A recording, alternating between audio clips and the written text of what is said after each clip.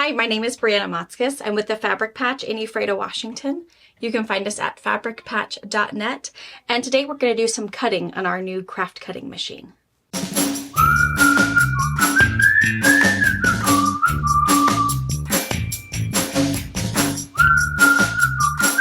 So many of you guys have the same craft cutting machine as we do here at the quilt shop, and it is the Singer Momento craft cutting machine. So today what we're going to go over is nothing that is exclusive to the Momento cutting machine. So if you have a Silhouette or a Cricut or a Brother or a whatever craft cutting machine you may have, you can do the same thing, and maybe it will help you use your machine more, maybe learn something new. But what we're talking about today isn't all about just the Singer stuff. And that's a lot of how we do things here at the Fabric Patch, is we do rules according to us, which means nothing if you agree or disagree. And we also try to teach where it's wide open, whether you have the same machinery we do or you don't and you just want to learn something new or see what else is out there. The Singer Momento machine, if you are looking for a machine, you can contact your closest Singer dealer, or you can purchase them directly through us at fabricpatch.net. You'll see a tab for it. Singer, the main brand, also sells it through Amazon. So if a free shipping possibility really excites you for something that is at this price point and works for you, check out my Amazon store. I'll have it linked in the description below if that's an easier way for you to get it in case you're a ways away and it's going to be cheaper that direction. So today what we're going to do, if you hang out with us regularly, you know we are getting into English paper piecing and doing some grandmother flower garden blocks.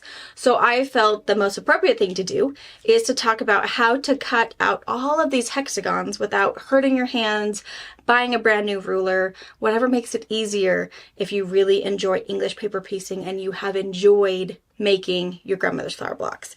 So we're going to talk about cutting out template pieces, whether you want to cut out template paper and do it the old-fashioned way, or if you want to cut out the apple-stick papers to do it our way. If you don't know what I'm talking about, up next I will air our how-to grandmother's flower garden video, so you'll know why we use the apple-stick. And then also cutting out your fabric with the Momento cutter. So if you don't know about the Singer Momento cutter, it is the one cutter that's out on the market at the moment that is really advertised for cutting fabric. That doesn't mean that the machine you have at home doesn't cut. I used to have a Silhouette craft cutter and it cut fabric. Not as well, not as fast, but she did it until I used her so much she no longer wanted to work. I happen to know that Brittany has a Cricut and she has cut out fabric before. She doesn't like using fabric with her Cricut, but it's doable. So it's up to you. If you feel like, no, I'm not going to go down the fabric road with my machine cutter, you can at least cut out your template papers, your apple stick papers, and you can get, we have on our website, we do have templates that are really, they're like 20 bucks. It comes in 8 different sizes with a cute little ring, so you can have them all together and you can just template cut out your fabric all you want. Or trace around it and cut it in the car, cut it while you're camping. So we're going to go ahead and we're going to get started cutting, and then I have some tips and tricks I learned along the way that may help you and help you get over that learning curve. Okay, so let me talk about a few other things, I think, before we show the cutting machine, because I feel like it's weird if you're just looking at a weird cutting machine and I'm talking to you. So apple stick. Apple stick is from Quilter Select. It is a fusible adhesive, I guess is how you can say. So you fuse it one side, you peel off paper, and she's super sticky on the other side. So if you've watched the Hexie video, you know what I'm talking about. If not, watch the next video. It is already in 8.5 by 11 sheets. So if you're someone who does not have a craft cutting machine, you can run these apple stick sheets right through your printer in whatever shape you want and use them that way. Again, check out that video. We totally talk about this and show you how to use it.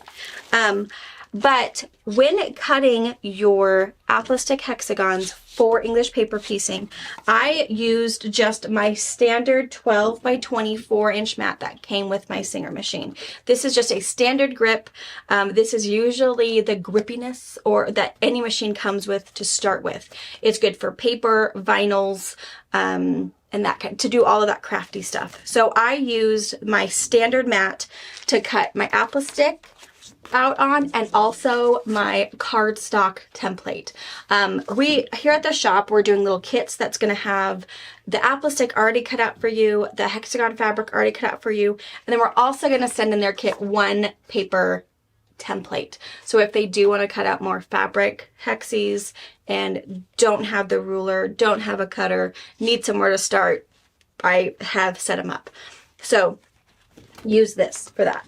Now, when it comes to cutting fabric, I've already tried this for you. She doesn't work. Not really. I've really learned that the best way to cut anything, I would say paper, fabric, stabilizers, your vinyls, your craft materials, it's really about the amount of stick that you get between that material and your mat to get a really successful cut out of. So I've been using this mat. You can kind of see she's pretty dingy. So I'm going to take her home and actually get her in the kitchen sink, some warm water, a little bit of dish soap, and I can clean this. And then once it dries, it'll get back to its regular tackiness, and you don't have to like re-tacky it. I did try after cutting my apple stick pieces, a few cardstock pieces, I was like, you know what? Let's do some paper. Let's do some fabric. And let me just try this, because this comes with your machine. So because she wasn't very sticky, the first cutout, I don't know if you could call it a cutout, I thought, oh my gosh, it has to do with the stick. So I grabbed my 505, I sprayed my mat. Again, I didn't look up if it was okay or not, but it's a temporary adhesive that totally washes out. So in my head, she's gonna work. It sprayed really nicely. It did the whole tacky thing. It did not have enough tackiness to actually hold my fabric down securely to cut out hexagons. So that being said, you can use this. I feel like it was not as hard. That's Maisie, I'm sorry. So I whipped out, we got the machines when we were able to do that big old bundle. So it came with the big, I don't know if you can even see this all, the 24 by 24 inch mats. It came with a light grip, a standard grip, and a fabric grip. The fabric grip, she is super sticky. And when I laid my fabric out, got my hexagons ready to cut, put the rotary blade attachment in my cutter to cut it cut out great. And in my head, it's like, why did I waste 45 minutes trying to get my standard mat to work? I should have just went right to the fabric mat. So that's what I'm telling you. Don't waste your time on this bad boy. Just go straight to your red mat.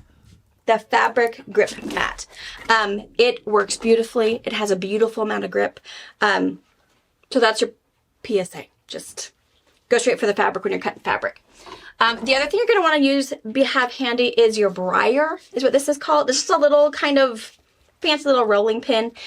It will make sure that your fabric is nicely secured to your mat before you start cutting. Because again, the grippiness and the tackiness of your product to your mat is going to give you a much more successful cut. So roll this over, make sure it's nice and down, there's no bubbles, and you don't worry about, don't feel like you have to stretch. You're really pressing this down to create that adhesion you need to get a successful cut. You'll see me doing that when we start cutting. So a briar is good. You could probably use a rolling pin. You can use something else just to make sure. I did it with my hand and then thought, gosh, it's not very even. I got weird bubbles. I had pushed too hard on one spot. So I cracked open my briar and it was a little bit more successful. I also ended up using it when I was cutting my apple stick out because this guy over time gets less and less sticky because of all of the extra touching, fondling that happens as we're crafting. So I think that's everything you need to know. You need a fabric mat to cut fabric. That makes it easier. Your standard mat, she'll cut anything else. Your briar to make sure everybody sticks appropriately. And if you're doing fabric, you need your rotary cutter attachment. If you are doing paper, apple stick, anything else cutting, you just need your basic deep cut attachment. And I'll show you those when we go down. So let's get to the cutting part. Okay, so the other thing I also learned about your mats is there's really no right or wrong way to feed it into your machine as long as the software recognizes how your mat's supposed to be fed in. If it's a portrait, if it's landscape, or if it's the big 24 by 24. So that also I learned it does not care where the zeros are. There is no real sensor on that part. So I'm going to start with cutting some of the apple stick pieces. So I'm just going to go ahead and grab an apple stick. If you are doing it our way, you will know apple stick has kind of a cloth shiny side, which is the fusible side, and then a paper kind of feels like freezer paper-ish. That will be removed to expose the sticky part. So I put down the paper part of my apple stick. I'm just going to put it right here in the corner. And again, line it up. I'm going to take my little briar and we're going to roll it. Just to get it nice and, again, secure. Because the more this stays together, the better cutter we're going to get.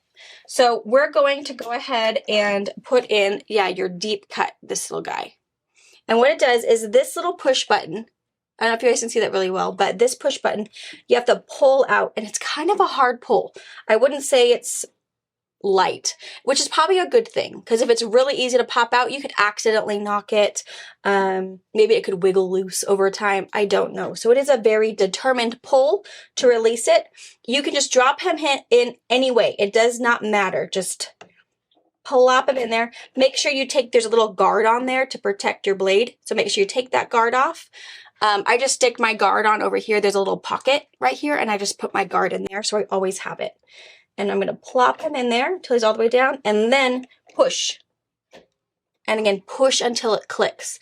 Again, it's a little bit of a hard push, but it's a determined, meaningful push and a determined pull. So you're not going to accidentally take it out. Then we're going to guide our mat through here. There's two guides. So there's a guide here on your little flappy thing going on. There's a guide here. There's a guide here, and just under this guy, there is another little guide. I know that because he was giving me grief until I realized, because the more you fondle this guy and bend it to get your pieces off, it's not as flat as the very first time you used it. So make sure you get it all in there and get it through that guide back there. So start kind of at a 45-degree angle, get it lined up through this guide, then the next guide, and then layer down. It'll make your life a whole lot easier. And then go ahead and click Load Mat on this. She's going to do her thing. And then we're going to cut. You'll also notice where your blade stops is where your design is going to start cutting. That's essentially where your machine realizes 0, 0 is. So just make sure you like that. If you feel like, oh my gosh, it's a little too low, or it's higher than I thought it was going to be, depending on your piece of paper or piece of medium you're using, you might want to eject your mat, reposition your material, and then reload your mat. So that's another little tester to know where your machine believes the far left corner of your paper is. If your design is going to cut right out of the middle, it probably doesn't matter. Where we're doing hexes, we are doing it as efficiently and without as much waste as possible. So it's kind of important we cut on the 8.5 by 11 piece. So to get your design, in the description below, or on our website at fabricpatch.net, under the Singer Momento tab, there are free designs. And I will have the apple stick hexes that are the 1 inch. I'll have the templates for the paper and also for the fabric. So I'll have it in CCM, which is how the Momento cuts, and I'll also have it in SVG. SVG is the generic cut file where you can put into any of your software and turn it into a cuttable file for your machine at home if you don't have the same one I'm sewing on. So I'm going to go ahead and load my design real fast, and I'll be right back. Okay, so I thought for just a second I would show you the software. If this is new to you, it may be a little daunting. So what I did is I went ahead and I just opened my SewNet app that I put on my computer. Again, this can be on your iPad or your Android tablet. It doesn't matter. But in my case, I just have it on my computer. I'm going to go ahead and pick my mat size. So I'm using the 12 by 24 in portrait. So I'm going to grab that one. And then if you have went into the description or into the website and downloaded the design, you're going to go ahead and go up to File. Can you guys see all this? Up to File. You're going to insert from device. And it's actually in my downloads. It's going to be the Hexi template. Oh, nope. 1-inch aplastic hexes is what it's actually called. And open. And it is in red. So do you see how it's all in red? The reason why is our design has to fit inside of our grid. If it does not fit inside of our grid, it will not cut it out. Just like if you are a machine embroiderer, if the design is going to be stitched outside of the hoop area, she's just not going to do it. So we're just going to go ahead and select, and we're going to stick it in there. Now keep in mind, we are using an 8.5 by 11 sheet of paper. So we want to make sure that up here, our little inch guy, it's within the 8.5. And on the horizontal side, it's within the 11. Like it's straight on with 11, but that's okay. The other thing you can do, if you put your cursor on the grid, you can actually move your grid design so you can see it better. And you can also zoom it in by just hitting that zoom in button. And again, move your grid so you can see it. All right, and then if you like the way it looks, you've just brought it in from your device. Now we're going to go ahead and cut it on our machine. The easiest way to do it is go over to the icon that looks like our machine. We're going to, I already have my machine selected. We're going to send it to the machine. And remember, the machine and my computer or the machine and my iPad will talk via Wi-Fi. So make sure you have that set up. If you don't, your computer will say, hey, I can't find your machine. All right, and then we're going to tell them what mat we're using, and we're going to use the 12 by 24 in portrait. We're actually going to be using the deep cut blade, and the deep cut blade comes with your machine, so that's super great. I also just keep it at all material because I know there's not going to be a option for fused fabrics. Okay, so it's going to tell us our mat size, our blade that we chose, and you can also change the material size. So that's the piece of fabric you're using. I'm going to change it to letter because it's 8.5 by 11. I'm going to go okay. Then you can see there's the mat, there's the fabric. That's where our cutting is going to happen. Super great. You can also do not rearrange the shapes, or you can say, hey, rearrange the shapes to reduce the waste. You can click that and the machine will automatically suggest something else for you. So in our case, that is not going to reduce waste or put more hexagons on our piece. So I'm just going to say, hey, let's not do that. So again, you can do that any option you want. And what's really nice is it's going to reset it. You don't have to lose your work essentially. Next. It wants us to load our mat. So of course you can do this before you come to your computer or your tablet. In this case, I'm going to load it real fast for us. What's really nice about the machine is it's going to get you through step by step. It's not going to set you up for failure and make you miss something. So then it's going to say, here it is. Here's insert your deep cut blade into the right hand. So keep in mind, the right hand is your cutting tools. Your left is for your pens or your markers. So permanent, the heat away, the wash away, that's always going to be pens. This is always going to be cutting. So we can insert the deep cut. I've already put mine in there. It's also going to tell us here on the bottom corner, the force in which it's going to push down and cut out our shapes and the speed the machine is going to go. So the speed can only go to 500. That's the fastest as it can go. You can go as fast as you can. She is pretty speedy.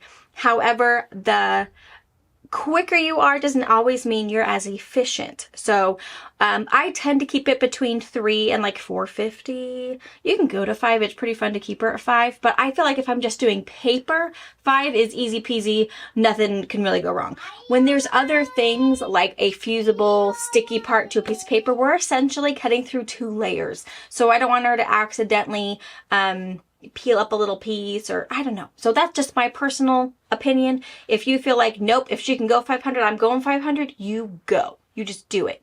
The force, this is already preset that it's about 100. I kind of like it at 160. You can put your cursor there and just type in 160, or you can use the plus and the minus, and it goes up by 10 increments. Again, this is all pre-programmed according to the people working on this, so it is up to you. You can also just make notes in a little journal. You know, we can take one of these hexagons when they're cut, stick it in our little diary, and say apple stick, deep cut blade, force blah, speed blah. And then that will also give you kind of a dictionary so that you can go back, a reference tool. So when you want to recreate something, you don't have to reteach yourself. You already have it in the notebook.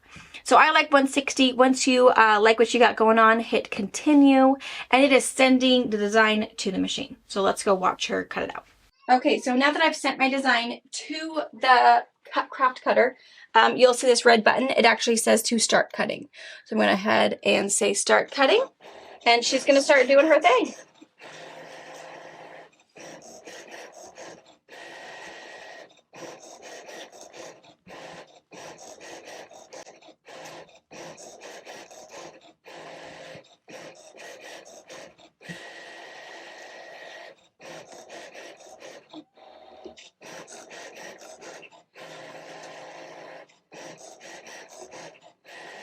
Okay, so real quick before we take it out of here, two things you may have noticed. One is she didn't cut straight down, up, across. I mean, there was kind of no rhyme or reason how she cut.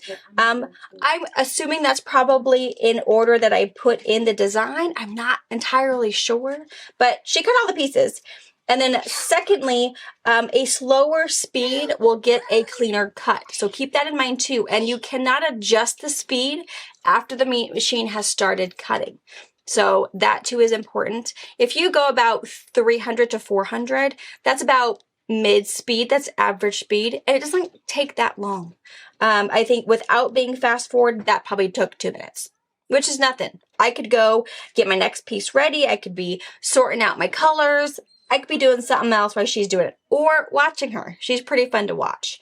So I'm going to go on to the other side. We're going to eject this mat and take out our pieces. Oh, real quick. If you are looking at it and you feel like, oh my gosh, she didn't cut this hexagon out very well, this is the time that you can go to your screen and there is an option that says save to favorites. So you can save this template directly to your machine so you can have it later.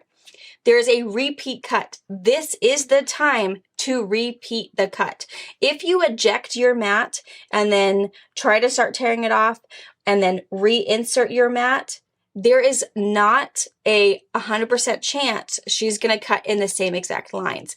This is the only time to recut to make sure that nothing else gets damaged in the process. So keep that in mind. Now is the time to recut, not after you eject the mat. If you are happy with everything, even if you're going to lose 1 or 2, you sometimes don't know until that time happens. You can click close on your screen and eject mat. Okay, so once we have our mat ejected, we're going to go ahead and just lift up a corner. And the easiest way is just to kind of bend your mat back just a little bit to be able to get your fingernail or your little scraper up underneath your apple stick and then pull away. And it's going to go in between all of those pieces and all those cuts. Some of them might be stuck still to this, and then they'll just pop right out. And then you'll get all these pieces off, and then we'll go ahead and get our other mat, and we'll talk about cutting fabric. So if you have a few that don't pop out as well as the rest of them, so majority of mine, I think everything but these 4, when I peeled this paper off, all these stuck to my mat and I peeled them off.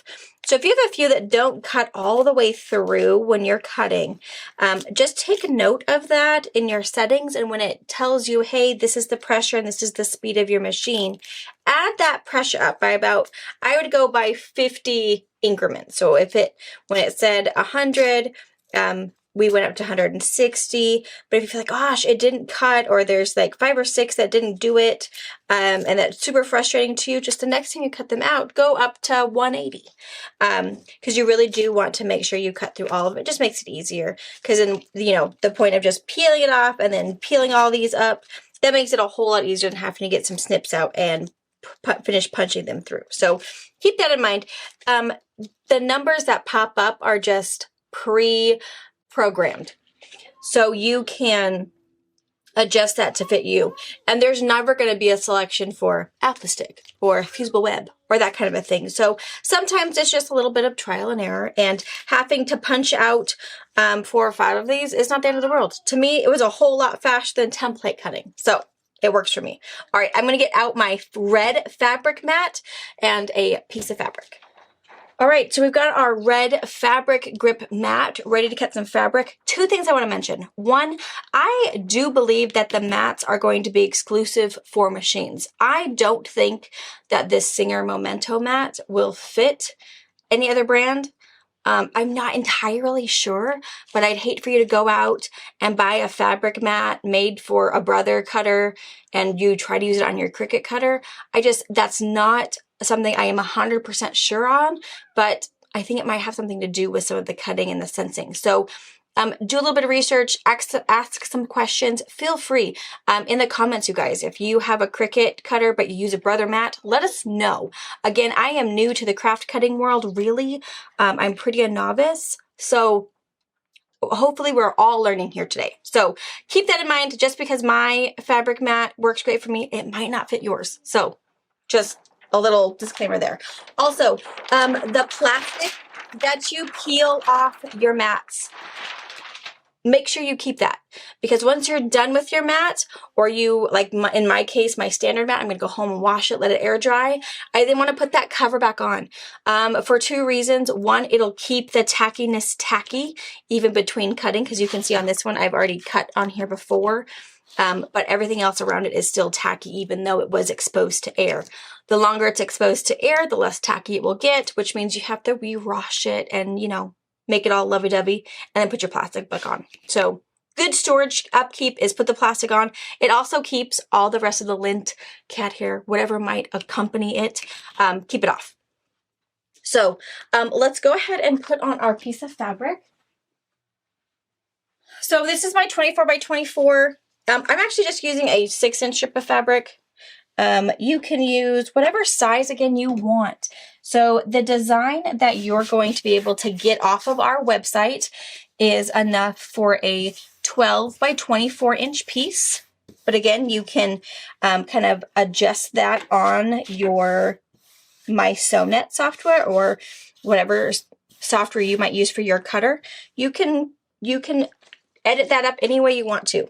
So again, I've kind of placed it how I like it. I'm going to take my briar and do some smushing to make sure it's stuck down really nice. Because again, the better attraction these 2 pieces have, the better cut we're going to get.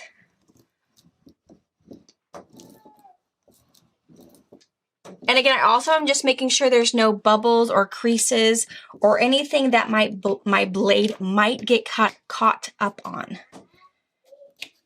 Because we do want to keep it as flat as possible.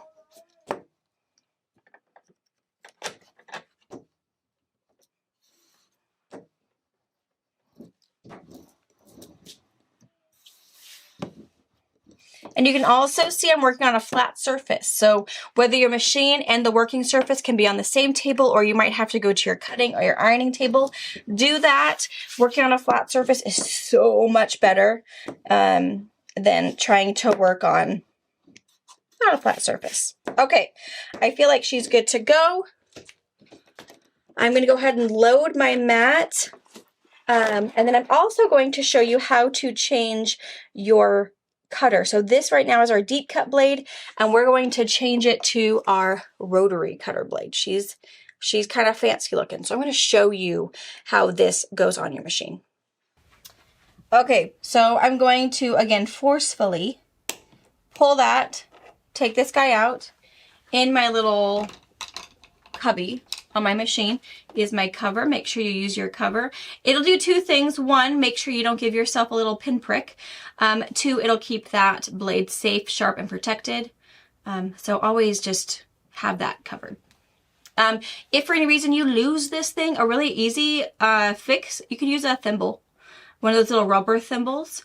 You could retrofit one for that too. All right, so our rotary cutter blade. So what we're going to do is we're going to take the cover off, just pull and your cover's off. I'm gonna throw it in there. And it does have, you'll see a cute little teeny tiny rotary cutter.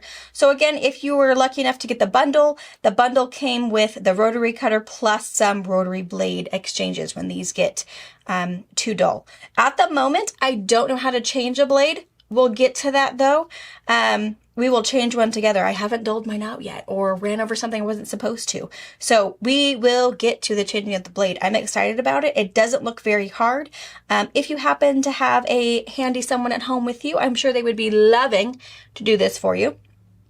Or I know our sewing machine tech, Jordan, happens to also be my brother. He would be thrilled if someone brought in this to get the rotary blade changed with the cleaning of their machine. He would think it'd be the coolest thing ever. So keep in mind, there's always options.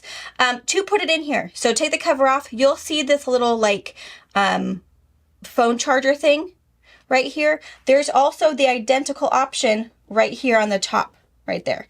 So what you're going to do is you're going to put this in here so that this plug goes into its spot. And then when it's there, give it a little push down there and you'll see there'll be a green light that kind of illuminates right here. Without it, if it's not plugged in all the way, that green light will not show up. Again, to take it off, you'll just pull hard, that green light goes away. So show that green light. Once that green light shows and you're happy that's in there, make sure you push that button closed to secure it to your machine. Okay, I thought I'd show you one more time how to get your design into my SewNet. Again, this may be totally different from what your software is if you have a different sewing machine. This might be extremely new to you if you've never used my SewNet or a craft cutting machine. So I thought I'd just show you one more time. So we are actually using our 24 by 24 inch mat. So we will select that. Then if you have went to our website or in the description below this video, you can get the CCM or the SVG file that you can change to your cutting machine. We're going to go, it should be downloaded in your downloads. It should be somewhere on your machine. So I'm going to go from device. There is a vault, which is essentially the home screen of my SewNet, or from the library, which is the My SewNet library. So I strongly advise you guys, if My SewNet is new to you or the software of your craft cutting machine is new to you, play around. Just go in, make some buttons, push some things, get lost, turn it off, turn it back on, the whole shebang. I'd have to say that way I've learned is I play on my laptop and I also play on my iPad. They're very similar, but you know, play around. Okay, so I've got my 24 by 24. I'm going to go File, Insert from Device. And I'm going to use demo today, but what you're going to get is fabric hexi cut. Your fabric hexi cut, let me just show you, is going to be for a 12 by 24 inch piece of fabric that will fit a 12 by 24 or a 24 by 24 inch cutting surface. So keep that in mind. That's what you will use. In my case, I'm going to use demo because I changed my mind and I just have a little 6-inch strip of fabric I'm using. So mine looks a little different, but do whatever. You can also do the same thing with yours by just deleting rows, because once it's in your software, you can manipulate this any way you want to. So once I have it like I like it, and inside, because remember, inside means it's going to cut good. If for any reason it loads off kilter, it'll turn red. Red means it's not going to work. Your machine's not going to cut it. You'll be lost in this stage until you figure out red is no, and you need to center your artwork into your graph. You get rid of the red. Then we're going to go up to the top right corner to your machine. Make sure you have selected the machine that fits for that is your machine. Especially if you're going to go to a retreat with a bunch of girlfriends that maybe are bringing their cutters. You don't want to cut something on their machine thinking you're prepared on yours. We're going to send it to the machine. We're going to remind the machine that we are on a 24 by 24 inch mat. We are using the rotary blade and our material is fabric and we are using quilter's cotton. You do have choices between extra light, light, medium, heavy. you can decide. Mine is just a really cute Moda piece. So I would say we're probably a medium weight fabric. You can also just choose quilting cottons. Most quilting cottons are that medium weight. So quilting cotton is what I'm doing. There's what it looks like. Again, you have your mat size, the kind of material we are cutting, and the size of our material. I'm just gonna tell them. It's a 6 by 24 inch piece of fabric. Oh, hey, good to know. I got that mixed up, but that makes sense. Here's the width, here's the length. I have it backwards. 24 by 6. Boom, that's what my mat looks like. My red mat, my cute fabric. All right, we're not going to arrange because I like my arrangement. Hit next. It's thinking, it says, hey, make sure you insert your rotary blade. I got it. Again, you have force and speed depending on what they've already pre-programmed. So a speed is 400. They're going a little bit faster. That's okay. You can, of course, go slower if you want to, or if you bought this machine because she can cut super, super fast, speed her up. That's fine. And I liked cutting at like 1200. Now, again, I don't know if that's because I picked quilter's cotton instead of picking heavy fabric. I don't know, but that one seemed to cut better. I could try the next couple times I keep playing to choose a different weight of fabric and see what my results are. But as I've been cutting hexies out today, this has been what I've been doing and it has been successful. So again, in my little craft cutting diary, I can take one of these fabric hexies, put it in my diary, and add my notes of rotary blade, force at 1200, speed at 350, and I chose quilting cotton. You can add all of that down and if you came out with really good results like I am. Again, we all may have variable results based on how well we stick our fabric to our mat, and also the weight of our fabric is definitely going to change a little bit. If we're going to choose something more like a denim weight, a linen cotton blend weight, if we're using just something from a stash, we're not quite sure what it is, maybe it's a blend. All of those things really do factor into getting really, really good results. Okay, continue. She is sending the design to the cutting machine. So we're going to go click start and watch her cut.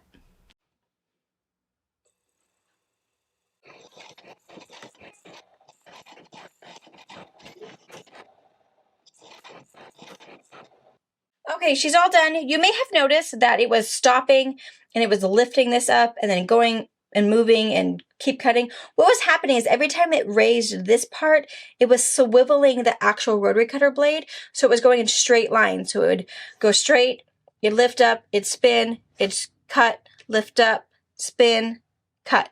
So it's pretty cool. They did a really good job programming how this rotary cutter thing works. So again, we're just going to hit close on our machine and we're going to hit eject mat, and then we'll go ahead and take a look at how the cutting went. Okay, so I'm going to just move to my flat surface here, and then I'm just going to pull from the top corner and keep pulling, and then here it comes, just comes right out. Look how super cool that is. It just comes right off. And you may ask me, hey, can you get the rotary cutter blade sharpened for this machine? I don't know. You can buy the replacement blades in a 2-pack for like not very much. You can do that. I don't know. We do have here in Ephrata, we do actually have a knife sharpening place that does do round blade sharpening, but I'm assuming that's going to be far too small. So I would just get yourself a piggy bank in your craft room and start putting change in that piggy bank for when you need new rotary blades, because this is by far the coolest thing. And then here you go. Here are these perfectly cut hexies. So the more you use your mat, the less sticky it will become. So they're coming off kind of, you know, curled, and that's only because they're getting sticky. And that's also where this little bit of fraying is coming from, is because it's getting stuck to your sticky mat. But again, we are doing hexes for English paper piecing. So again, English paper piecing, you're going to end up having this clean edge on the outside. So you're never going to see all those frayed bits. And if we're doing it because we want to do, you know, little 60-degree triangles that we want to sew together, again, that frayed little bit is not going to interfere with our 1/4 inch seam allowance whatsoever. So don't be scared of that little fraying little bit. The more you use your mat, the little bit less sticky it's going to get, and you're going to have cleaner edges as you pull off. This is the very first time I've used this side of the mat. I cut a couple times on the other side, but I thought I needed to show you all of these things so you know what you're getting into, because this is super duper cool. I mean, all I'm doing with my little tool is just pushing kind of up on the corner so that I can get my finger in it. I do have nails, but not all of us have nails, so I felt like, you know, I needed to show you an extra thing. You can also use a pin or a stylus, or you can use something else if you don't happen to have a tool like this. The other thing you can do is there's a scraper that you can get, and this will help scrape all the little bits left over on your mat off your mat so that you have a really good adhesion the next time you go, because any of these little bits that are on here will interfere with how sticky it is. These threads I'm not too worried about, but a nice little sliver of fabric, I feel like he would do more harm than good left on here. So, all right, that's the fabric bit. Now we're ready to start doing some stitching. Okay, so I hope you enjoyed that. I hope you learned something. I hope it was informative. Again, I am learning about this machine as well as I am telling and teaching you what I know. So hopefully we can learn together. Hopefully in the comments we're all being nice and just helping quilters and crafters grow what they're doing, whether that's because they're wanting to make a little side hustle out of it, or they just have a large family and it's a whole lot cheaper to buy some blank t-shirts and make them something really cool, or just to make quilting easier. I know there's a lot of people that struggle with just picking out fabrics, and then let alone if that's not a problem, sometimes they are just not confident enough in cutting, so it really slows down their want to quilt. So you can cut super simple things, strips, squares, rectangles. You don't have to use a craft cutting machine to cut out shapes. You don't have to use a craft cutting machine for crafting. I mean, I feel like quilting is very different from crafting, but that's me. You can use it for just fabric. So keep that in mind. Just because I'm cutting out hexagons today doesn't mean we can't do squares and rectangles to make sure that we can make a really cute quilt for someone else. So again, if you have no idea why I chose to cut out hexes and the grandmother's flower garden and English paper piecing is all new to you, keep watching. The next video up is going to be about these little hexagons and how I use our fabric hexes that we just cut out and our little apple stick template piece we just cut out. You'll notice the size difference. That's okay.